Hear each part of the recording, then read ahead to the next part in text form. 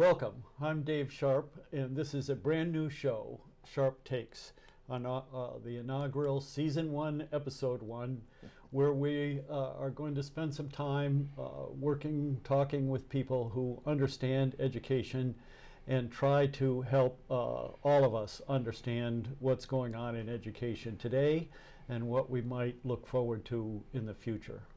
My first guest is a gentleman that I served with on the committee that wrote Act 46 and 173, Representative Scott Beck. Scott is a Republican, born in St. Johnsbury, and became a naval flight officer, earning several medals and flying combat missions in Bosnia and Somalia. And we're grateful for that service, Scott. Thank you. You're welcome. Over 1,100 hours in jet aircraft, has nearly 300 carrier-assisted landings. Upon completing that service, he got his master's in education in social science and mathematics at the Citadel. Scott returned to St. Johnsbury with his family and became an educator, dorm counselor, and coach at St. Johnsbury Academy, where he still teaches. He has been the chair of the Downtown Improvement Commission and executive director of the St. Johnsbury Chamber of Commerce. He's the founder of the Kingdom Maple Festival and continues his service to Vermont in the Vermont legislature. He was elected in 2015 and served on the Education Committee through 2018, and then partly because of his expertise and knowledge around education finance, was moved to the Ways and Means Committee, where he still serves today. Scott was recently elected earlier this month, I should say, to the Senate, so he's taking his education finance expertise to the Senate, and his thoughtfulness to work on that and other issues in the Senate. The House is a loss for the House because he was a quality representative, and I respect the work he's done in the House. So he takes those skills to the Senate. So welcome, Scott. It's Thank you. Great to have you. You might have given me a little too much credit there. I don't think so. So we're trying to understand education policy and funding. I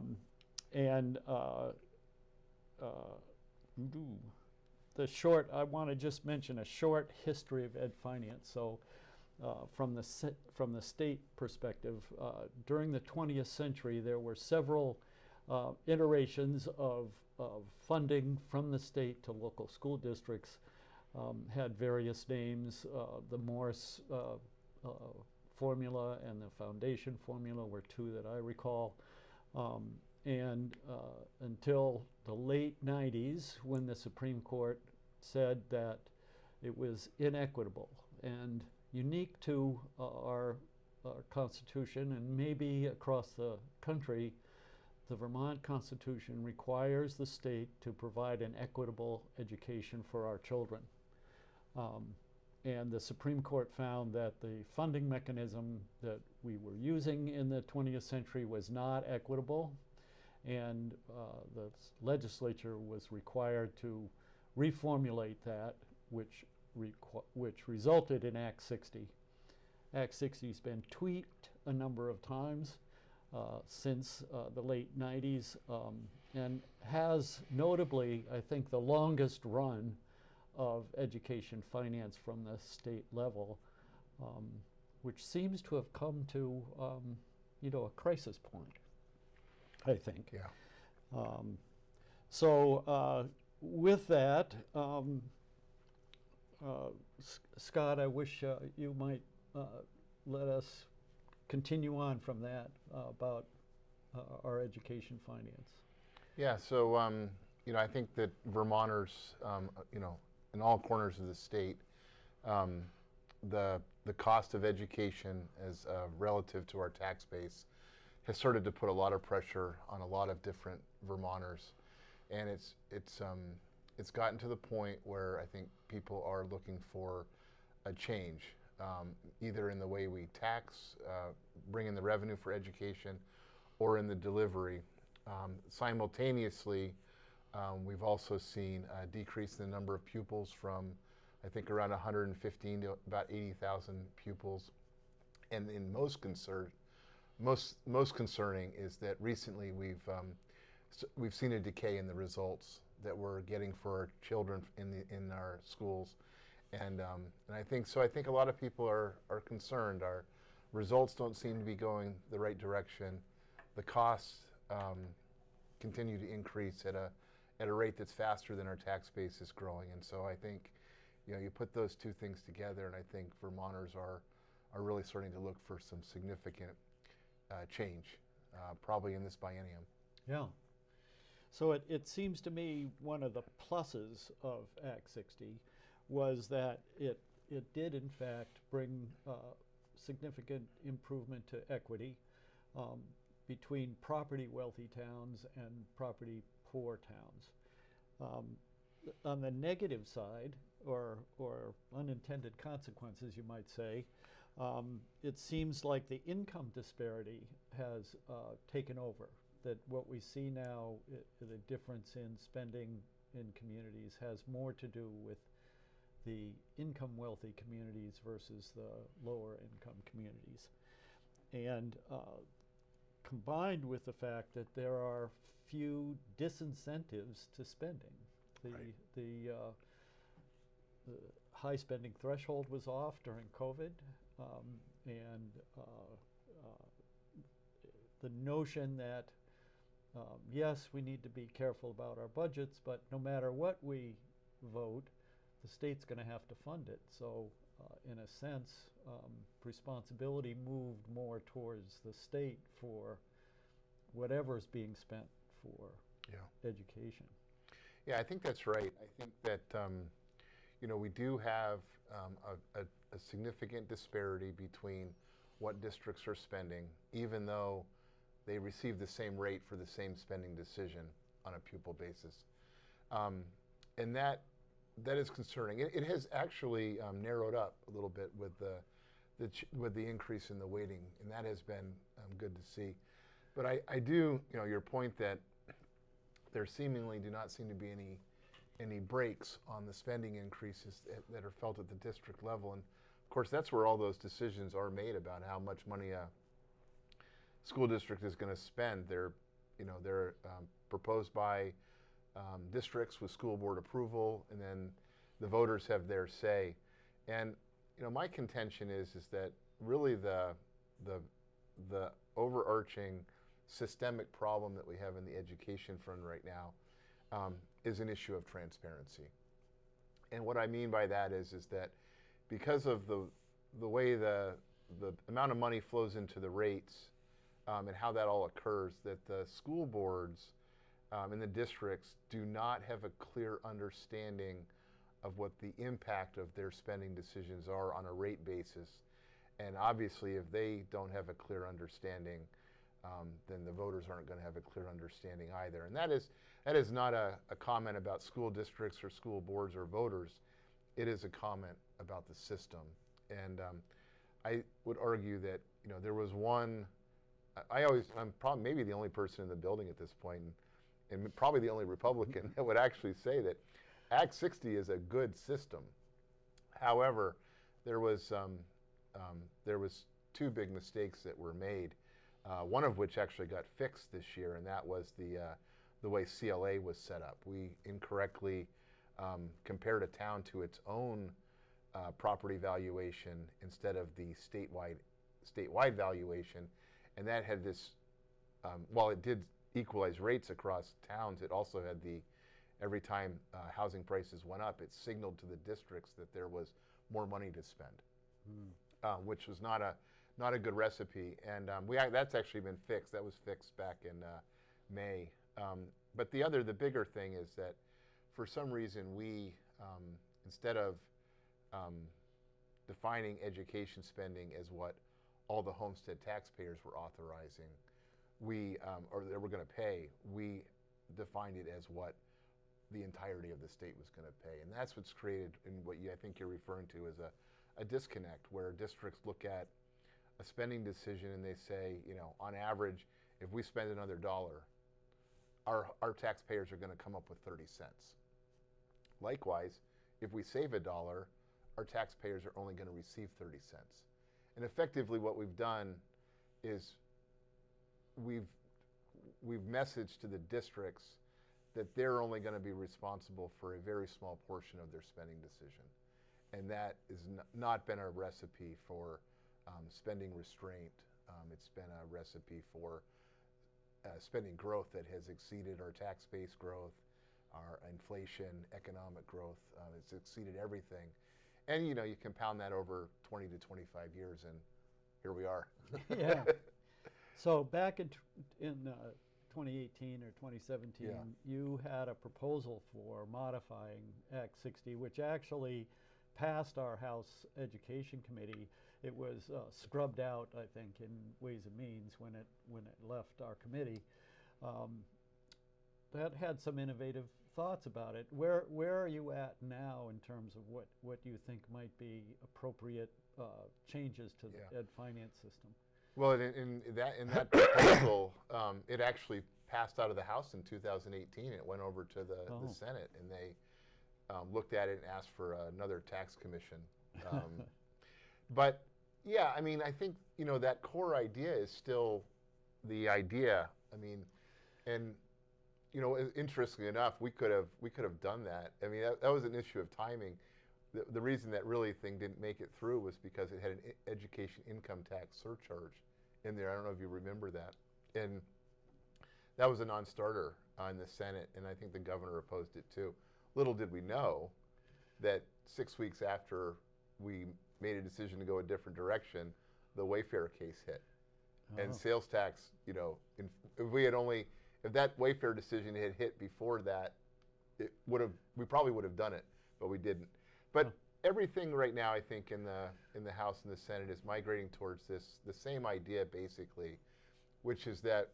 Yeah, could you describe it for us? Yeah, a bit? it's basically is that we should disconnect the non-homestead property tax revenue and the consumption tax revenue from the local decision. And what I mean by that is that you take all those the non-homestead property tax and all the consumption taxes, and what you do with all that money, which is about $1.9 billion, it's a big chunk of change, is you pay all the categorical aid, and you give the districts a really significant block grant for each weighted student that they have. Probably be about $10,000. Just to give your audience the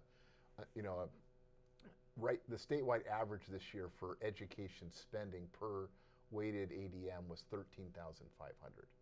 So under a proposal like that, every district would get $10,000. And we do actually have districts that are spending less than $10,000 per weighted ADM. It's actually would be a pretty generous compared to what a lot of the rest of the country is doing. But then to tell the districts, like, hey, if you're going to go beyond 10,000, and I think most of them will, to say that, okay, that decision is going to be paid for by homestead taxpayers in the state of Vermont. And we could statewide. Statewide, and you could Okay. do it 2 different ways at that point. Once you give the money to the districts, you could either say, this is, I guess, a decision point that is being debated right now amongst legislators, and the administration, is that, okay, after that $10,000, do we maintain the statewide education fund with the yield system, which is very confusing to a lot of voters, or do we go back to the local education fund, only for that amount beyond the block grant? And I think it was before, my understanding of the historical, when Act 60 was done, and to get to that Supreme Court threshold of substantially equal access to resources and financial opportunity, is that at that moment in time, the state of Vermont was funding school districts at 7% of operating budgets. 1.9 billion out of 2.4 billion is in excess of 75%. And actually it would it would be substantially more funding than any other state in the nation does. And all the rest of them are on a foundation formula. So that would be a decision point. Do you stay with the statewide education fund after that block grant, or do you move back to local education funds? There's different trains of thought on that. Some people will say, well, if Middlebury, for example, decides to spend another dollar, then Middlebury residents would have to come up with a dollar. And if voters in St. Johnsbury decide to spend another dollar, they would have to come up with a dollar. And what's unfair about that? The rates might be different, but you still have to come up with a dollar. So I don't know where that conversation will go. So my first take on that, reading that, and the devil's in the details, as they say, so I don't know how it'll play out. But just reading the press release about those kinds of things is that seems like the foundation formula all over again. Yes. At a substantially higher rate. But a much more robust foundation. Yeah. Right. Unfortunately, though, no matter what foundation you choose, eventually it ages out. And it may take, at a 10,000 per pupil level, it may take a while before the disparity between wealthy districts and wealthy. You'll return to wealthy property districts rather than wealthy income districts. Yeah, I think in all there'd be an inflator on that amount, so it would grow. Yeah. But yeah, and that's the for example, right now, if a district spends $10,000 per weighted ADM, their homestead payers are paying a lot of money to resource all of the districts that are making a bigger decision. Yes, that was your interesting point back in the day when you made this first proposal to our committee, was that it turns out that low spending communities actually are subsidizing high spending communities. That's right. And then so while you would be in a system where they would have to come up with $1 and the other town would have to come up with $1, admittedly they have different property tax bases. You wouldn't, if that wealthier district decided to spend $2, the district that's spending $1 wouldn't have to subsidize that decision. Yeah. And so where does all of that sugar off as far as equity is concerned? Yeah. I think is an interesting conversation. And I know you've been concerned about equity, that's an important value that you hold with regard to education finance. So sort of trying to work this through and figure out how it actually does play out with regard to equity is important. Yeah. And as you know, because I know you were on Ways and Means and at one time before you came to Ed, in a taxation system, it's really important that people understand how they're being taxed, because if they don't trust it.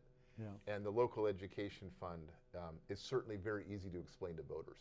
A yield system is probably not easily explainable to many voters. No, that's part of the reason of this show, is that people don't really understand what's going on with finance or their taxes with regard to education. Right.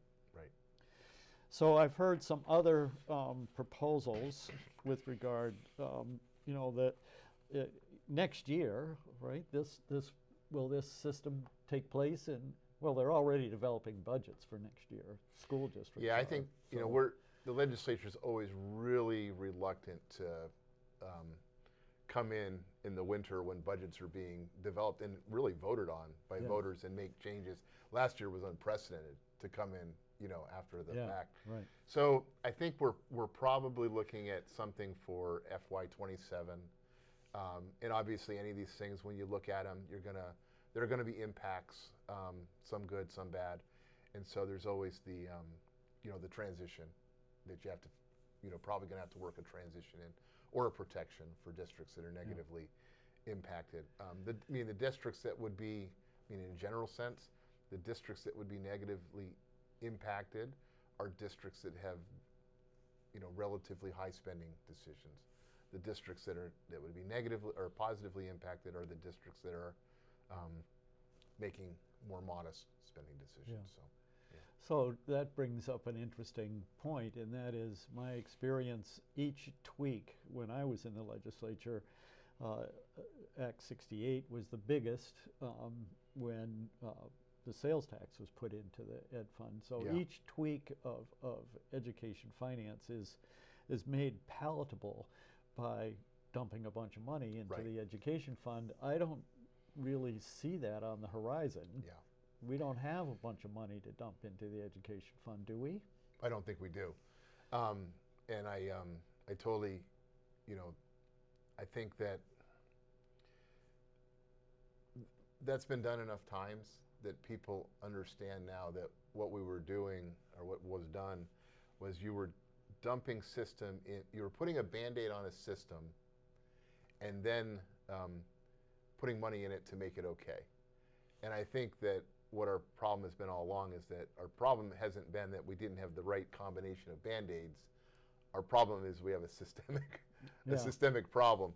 And I think if you do a systemic change to the system, I think that instead of having to dump money into the system to make it okay for people, you provide a transition that makes it okay for the people. You know, I don't think anybody wants to, that 2.4 billion, I don't think anybody wants to grow that number unnecessarily. I mean, if we put money into the system, that doesn't get better results for our kids. We're just trying to manage change for taxpayers at that point. Yeah. So, yeah. So, you know, in the short term, you know, the governor proposed in last session to cut school meals, and there remains mental health issues, and despite the best efforts of school boards and superintendents, costs, pressures, excuse me, continue to grow in school districts. So how would you put downward pressure? What cuts can we foresee coming out of the legislature? Well, I think the first thing we should always focus on when we're talking about education is what's best practice. And you know, schools are not mental health facilities. That's not what their expertise is. It's outside their mission. You know, they're educators. I mean, I think what's happening right now, what I see is that we're seeing children, they show up at a school and they're not ready to learn because they're dealing with a whole lot of stuff before they even get to the front door. Most of it has nothing, it's not their fault. Yeah. And then we're hiring mental health counselors in the schools to stabilize that child. And then at the end of the day, they go right back to that environment. Yeah. And then they come back the next day. So Monday's a whole new that's right. season. Yeah. And so, I mean, that doesn't, so we're stabilizing a child during the school day, which means they're probably not getting the full learning experience and opportunities that they need. And then they come back the next day and it's, you know, it's Groundhog Day, right? That's not good for students. And it's not good for taxpayers because you're not getting good bang for your buck. What we need is a mental health system that is working properly and is resourced correctly so that when that young child shows up at that front door of that school at 8 o'clock in the morning, that they're stabilized and ready to learn. And then, you know, and then hopefully the kid has a great experience at school, and that kid goes home at a better place than when they showed up. Yeah. And so I don't think that mental health delivery of services in our schools is appropriate. It's outside their mission. They're not experts at it, and it's not getting the results that we need. We need to clearly, I think, tell our schools that, like, hey, you know, the mental health we're going to have a professional mental health, you know, a designated agency or something that's going to deliver that service so the child's ready when they get to you. We do have designated agencies throughout do. the state, and We do. that was supposed to be, you know, a number of years ago they designed this spoke and wheel thing that that's not my field of expertise for sure. Right. But it seems to not be working. Right, and I think we need to look at it, and it's different across the state. We have some counties that are like, yeah, you know, we're making it work here. We have other counties that they're not able to make it work, and I don't know if that's resources, or organization, or whatnot. But it just doesn't seem. I mean, I don't think you have any chance if I mean, schools are open 175 days a year, 7 hours, with big gaps in between, summer break, holiday, you know. Yeah. And these kids, if we're relying on schools to deliver mental health services, they're not equipped to provide that expertise, and they're certainly not equipped to do it 365 days a year because of their calendar schedule. So, and I know it's inexpensive because, you know, the district says, well, you know, let's add a mental health counselor. Our taxpayers are only going to pay 30 cents on the dollar for that decision on average. And that's true. You Except everybody's taxes everybody go else up to pays, pay picks for up the it. 70 cents, the Yeah. difference, right? Yeah. And everybody else is them too, paying that's for right. some other district. That's right. Yeah. And so you're paying all the money, you're giving the responsibility to a school which they're not mental health experts. That's not their mission, and they're not on a 365-day schedule. And so it's just you know, we need to get the resources to the mental health services agencies that can provide quality mental health services, and we need to get the schools out of the business of something that they're really not. It's not in their wheelhouse. It's not what Yeah. they're designed to do. Yeah. Yeah. So to move a little bit to how schools are functioning, there's been talk about changing the controversy over the weighting that went into place, and we should go back to the old system. We kind of did that, didn't we? We started the ball rolling, I should say, in Yeah. our House committee by having the study done, which resulted in these weights. Is that working, or does it need change? I think it works if the weights are correct. And you know, are the weights correct? I don't know. I mean, I tried to read this study. I'm not sure. I mean, you had to have a PhD in statistics to read that study. I mean, it was beyond me. You know, I'm a classroom teacher. I've been a classroom teacher in Vermont this is my 26th year. And those weights felt high. You know, I think if a kid is, let's say, you know, take the poverty weight, for example. If a child is suffering from poverty and they're not able to deal with that situation, and the school's having to provide services to help that kid and plus them up, I think that weight makes sense. But not every kid that suffers from poverty requires that. A lot of them have figured out how to deal with that situation, and it doesn't impact their education at all. And so that's why those weights, to me, they felt like we were saying that every kid in poverty is going to have difficulty learning, and they all are going to need this extra resources and money to overcome that obstacle. And I just don't think that's the case. I think many kids that suffer from poverty, they thrive and they flourish in school, and they've learned how to overcome that obstacle, and they don't let it get in the way of their education. And so for me, that's why I kind of thought that those numbers were a bit high. Now, I thought the old numbers were quite low. You know, I didn't think so. You know, for me, I think it falls somewhere in between. But I think the system works well if the weights are correct. Yeah. Yeah. You know, we took a lot of the complication out of that. It's, you know, probably beyond this, but, you know, there's no more equalization ratio, which there might be 12 people in the state of Vermont that even know that exists or how it works. It took that out, which was very confusing to the districts, and now we do this long-term weighted ADM number, which, I mean, it's confusing because it's not on a per student, per body basis, but it's at least explainable, I think, to Vermonters. Yeah, yeah.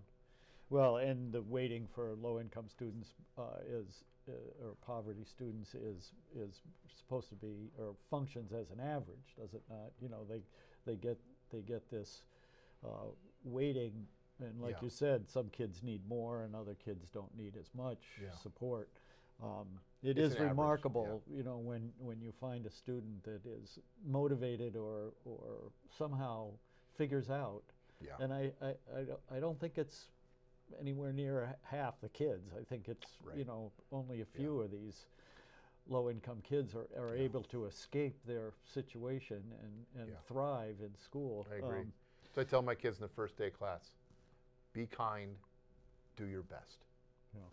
You do those two things, you're going to turn out just fine. Yeah. If no, you don't, we're going to have to have some conversations. Yeah, yeah. But it yeah. really, you know, and a lot of kids that come from difficult backgrounds, they can do that. They can be kind, and they can do their best. Yeah. And I think for those kids, they're going to turn out just fine. Yeah.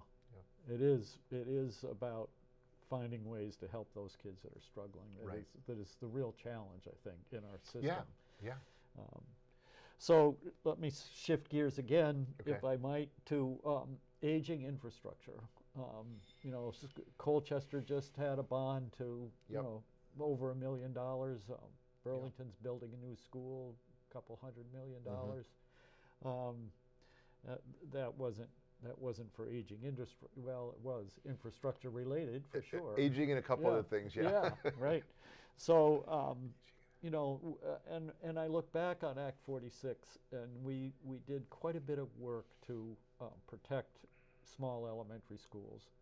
Two things I think we maybe missed, or maybe it's time to look at, and I wonder about your thoughts on it, is one is there such a thing as an elementary school that's too small?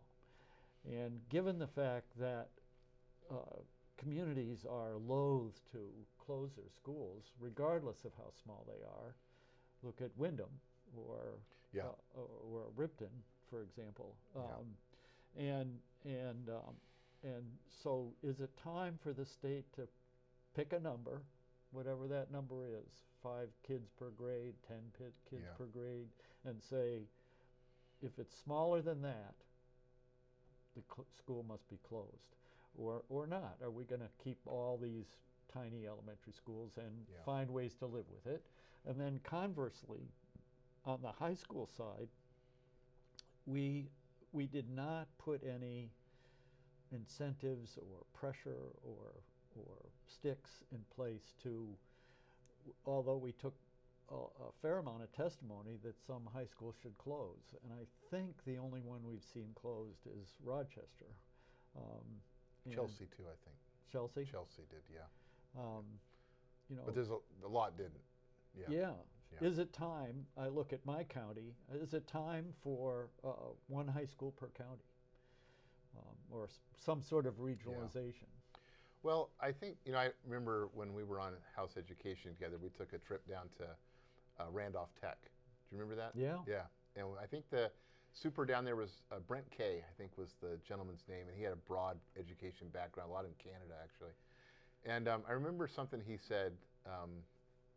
He said, an elementary school of 50 kids, I can make that work. I can deliver that instruction effectively, and I can do it at a price that taxpayers can be okay with. And then he said, but a high school less than 250 kids, I can't do that. I can't give them the opportunities that they need for the a cost that taxpayers will be okay with. And I've always remembered that comment. So it is a very different conversation, the high school and the elementary level. And then, you know, there's always the layer of geography. You know, we do have geographically isolated places in Vermont. So I think there is a number, but I think of it more as a guideline. And I think that we need to, as a state, we need to clearly identify what the educational goals of the state are, and then, you know, look at whether in some cases small schools can actually meet those educational goals. Some small schools are right next to another small school. Others are significantly further apart. I think what has really blocked that whole conversation from occurring, though, at the local level and those changes being made organically is what we spoke about earlier, which is that districts don't feel like they're completely tied, that their tax rate is completely tied to their spending decision. And they look at that and they go, you know, we could go through all this pain, but if we're only going to see 30 cents of that decision, then it's easier just to go with what you have, avoid the culture war that's going to emerge. It's tough. You know, And I think that's that transparency issue, that because our districts and because our voters don't have a transparent understanding of what the cost of money is and how that flows through their tax rate, that they have avoided some of these tough decisions, because it's a lot easier to just keep doing what you're doing than make a really tough decision. And I think the CLA change that happened this year, I think, will be a push for a lot of districts. And I think if we fix the funding formula so that the districts are much more closely tied to that rate, I think you'll find that a lot of local towns will start to make decisions organically that are in the best interest of their taxpayers and their students. That's great. Thanks Yeah. so much for coming today, making the trip Yeah. down from St. You're Johnsbury. Your insight is valuable, and I wish you all the luck in trying to figure out Yeah. education finance, because it is tough. It is Yeah. really tough. Yeah, it is. And I applaud your efforts, and the whole legislature now has got work to do. We do. We have a lot of work to do this next biennium, for sure. So thanks a lot. All right, you're And welcome. thank you for joining us in this show today. We do have some other guests coming in the future. My hope is to do this a couple of weeks, twice a month, to bring education, insight, and understanding to all of us. So thank you for joining us.